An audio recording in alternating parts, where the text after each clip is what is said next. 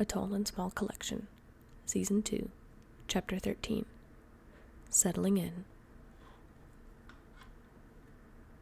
Ashlynn felt her heart hollow immediately after Soren said the dreadful words, "We have a lot to talk about." It was like a relationship talk, when you knew things were over but needed to be clear things were done. It almost felt unavoidable and, in a way, predictable.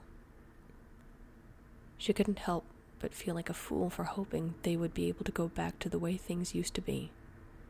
At the very least, the brothers were safe, which was what really mattered to her. Before she could interrupt and tell Soren it was okay, that she didn't need an explanation, Ray interjected. "You were right! There are others living here too," said Ray. Ashlynn felt her jaw slacken, and a smile of disbelief spread across her face. "Really?" she asked. "Yeah, they have a whole civilization here," said Ray, as he stepped up behind Soren and ruffled Maisie's wavy locks. "But that's not what has me concerned," said Soren, redirecting the conversation. Ashlynn thought she picked up that something was wrong. "What is it? Anything I can do to help?" she asked. Soren gave a half-hearted shrug, just as Maisie reached over and made a grabbing motion for Ray to hold her. Soren passed Maisie off to his brother, heart pounding in his chest nervously, as he looked back up to Ashlynn. "One of the families who was here first is very strict about the borrower rules. The original rules and everything are really important to them," said Soren. He glanced up at Ashlynn, noticing a flash of disappointment in her eyes. He decided to keep going, but noted it for later. "I also thought it was best if I told them about you and us." Ashlynn's eyes widened. Hearing us made her heart skip a beat, but hearing that Soren revealed that he was seen and that they were brought here by her, a human, set her on edge. "Soren, isn't that dangerous?" she asked. "I mean, if they're serious about the rules, wouldn't it be, I don't know, better if we kept it a secret?" "That's what I thought," muttered Dorian under his breath as he finally made it up to the top of the table and ventured by their belongings. It wasn't loud enough for Ashlynn to hear, but it earned him a stiff look from Ray. "I thought about it," said Soren. "But the fact of the matter is that we wouldn't be able to keep it a secret for long and would break what little trust we have so far. At least now we don't have to hide while we're out here."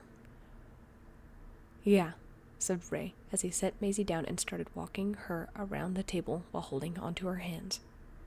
"They thought you were acting strange, so they've been staying away just in case someone was seen or whatever. Isn't that right, Maisie?" The stomping toddler just looked up into her uncle's face and smiled as she continued to lead him to the edge. "Explains why the tags haven't been going missing," muttered Ashlynn. "Well, thank you. I mean, you didn't have to tell them or anything. I would understand if you wanted to use this as a fresh start." Ashlynn couldn't help but notice the same nervous flutter in her chest.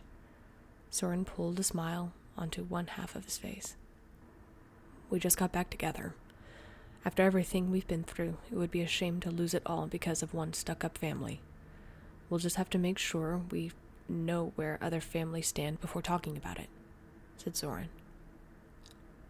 Ashlynn couldn't help but feel overjoyed, flattered even, that Soren was willing to reveal their friendship. She suspected there were other reasons, but she liked to think that it was also, in part, because he wasn't ashamed of everything that happened between them. "So," she said after a momentary pause, "I guess the next steps are getting your new place set up?" "I think you're right," said Soren, glancing toward the massive tote that held everything they owned. "Would I sound ungrateful or needy if I asked for a hand in moving our things?" "Not to me," said Ashlynn. "Do you know where you want to set up? Floors or rafters?" "Rafters!" called Ray as he maneuvered Maisie away from the table edge and began walking her back toward the center of the table. "It's easier to peer in, and we can use the pulley system to jump off edges and bring our things up from the ground floor. Plus, it keeps mice away, mostly." "Dorian?" asked Soren. Rafters, he replied, as he finished heaving his backpacks onto his back. I'm gonna go ahead and get the pulley set up. Over the kitchen? Bedroom, if that's okay with you. I'm just thinking about the heat when you're cooking, said Soren, directing his attention to Ashlynn. Not a problem, she chuckled. Just knock before you look in. Got it, said Dorian as he belayed to the ground. Bedroom is down the hall to the right, called Ashlynn, as Dorian continued walking. He gave a partial wave in acknowledgement. Ashlynn bit her lower lip, wondering what was different now with Dorian. He was a little more reserved than Ray ever since she knew them, but something else seemed off. Did she say something that hurt his feelings? Ashlynn elected to not press the matter for the moment, deciding she would talk to him about it later. There were other things she needed to think about at the moment. So, moving forward, do I need to do anything, or, I guess, stop doing anything to help keep the pressure off of you guys? Asked Ashlynn. Soren reached up and scratched his scalp while he thought. I mean, if you see anyone, don't acknowledge them. I mean, I wouldn't start talking to them or anything unless they're trying to get your attention. I don't know if that makes any sense or not, said Soren. So, act like I haven't seen them unless they're trying to talk to me. I think I can manage, said Ashlynn. Soren nodded and smiled, but then felt the hair on the back of his neck raise. Something was off. This usually only happened when he sensed something dangerous, but it occurred other times too, like when he was being watched. He looked around the table and saw only Ray and Maisie. His eyes traced the trim along the ceiling. There. Soren saw there was one piece of trim that was slightly out of line with the pieces around it. The moment his eyes locked onto the piece, it readjusted, as if it were quickly lodged back into place. He stiffened and straightened up. He hoped that was the Rafters family, and not someone else. No going back. Ashlynn took note of the stiffness of Soren's frame, but dared not look what his eyes were fixated on. She instead waited until his eyes looked back to her before speaking. Ready to get the room set up? She asked. Yes, more than ready. We've got a lot to do before bedtime tonight, Soren replied. Do you want to stay for dinner after you finish moving in? Yes, please, called Ray as soon as Ashlynn asked the question. Soren gave him a brief look before Ray continued. As long as it won't put you out. See, Soren, I remembered my manners. Ashlynn couldn't help but laugh. Sure thing. Now, let's get you moved in. With that, Ashlynn brought the tote into her room and helped unscrew one of the electrical covers for the borrowers. Soren let Ray go into the walls and set up the security lines, but insisted he double-check the pulley lines. It was a good learning experience, and Soren wanted to make sure his brothers knew exactly how the system worked before entrusting their valuables and their lives to the line. Beaming with pride, Soren could find no fault in the lines his brothers tied. They were truly shaping up to be great borrowers.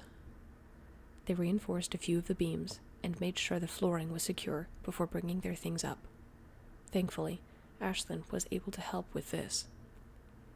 They didn't have a strong enough counterweight at the moment to lift any of their belongings, but they did have a human who would lend a hand. Literally.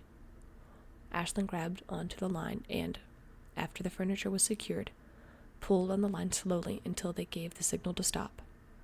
Within a few hours, their home was almost back to the way they had it at their old home. Sure, there were a few homey touches they needed, and they would still need lights and doors, but it would have taken days without Ashlynn's assistance. While they rearranged the furniture and claimed their spots, Ashlynn made dinner for everyone. It felt the same as when they were back at their old place, like not a day had passed between them. They came down for dinner and watched some cartoons on the television. It wasn't a bad first day in their new home. Things could have gone smoother, but they could have also gone worse. As the sun set, everyone was so physically and mentally drained that they went to bed early. The next day would undoubtedly be just as busy, but they would sleep well tonight.